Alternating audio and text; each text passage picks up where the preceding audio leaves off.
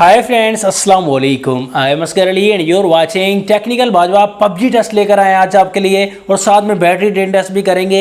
Vivo V20 new device है तो यहाँ पर परफॉर्मेंस का भी पता चल जाएगा, बैटरी कितनी खर्च करता है ये भी पता चल जाएगा। Vivo V20 की पाकिस्तान में प्राइस यहाँ पर 60,000 रुपीज़ है। 8GB की रैम, 128GB की स्टोरेज, प्रोसेसर स्नैपड्रैगन 720G मिलता है 8 नैनोमीटर वाला, 4000 mAh की बैटरी हमें मिल जाती है और यहाँ पर एमोलेड डिस्प्ले है। तो बैटरी यहाँ पर अवेलेबल है 95%। हमने देखना है बैटरी का कितना खर्चा होता है, परफॉर्मेंस में कितना ज़बरदस्त रहता है ये फ़ोन। पबजी सेटिंग्स देख सकते हैं यहाँ पर, स्मूथ क्वालिटी में अल्ट्रा में प्ले कर सकते हैं, HD में हाई सेटिंग्स में प्ले कर सकते हैं।